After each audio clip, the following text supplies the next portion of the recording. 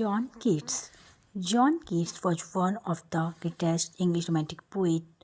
Though he lived only 25 years, his poetry is known for its beauty, imagination, and deep emotions. He is famous for his odes and his love for nature, art, and beauty. And he was born on October 31st, 1795 in London, England, and his father was Thomas Keats, who was a manager of a livery stable, and his mother Frances Jennings Keats came from a well-to-do family, and he lost both his parents at a young age. His father died in 1804 and his mother in 1810 of tuberculosis. And after their death, Keats and his siblings were taken care of by a guardian, Richard Abbey.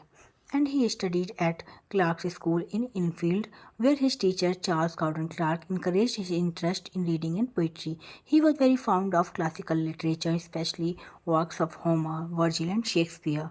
And before becoming a poet, Keats was trained to be a surgeon and apothecary at Guy's Hospital in London, but his heart was in poetry, not medicine. In 1816, he left medicine to become a full-time poet, and his poetic career was very short, only about 4 years, 1817 to 1821, but extremely rich. In 1817, his first book Poems was published but did not attract much attention, and 1818 he published Endymion, a long narrative poem beginning with the famous line, "A thing of beauty is a joy forever." It was criticized by reviewers, but it showed his poetic promise. And in 1819, this was his golden year, during which he wrote his best works, Ode to a Nightingale, Ode on a Grecian Urn, Ode to Autumn, Ode on Melancholy, and Ode to Psyche. These poems expresses his philosophy of beauty, art, and the fleeting nature of life, and he fell deeply in love with Fanny Brown, a beautiful young woman who lived near him. However, due to his poor health and financial problems, they could not marry. Their love letters are among the most touching in English literature.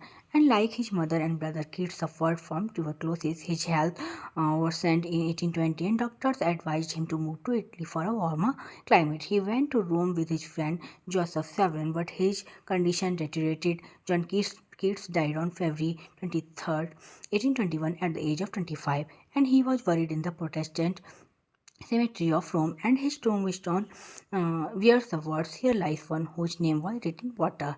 And his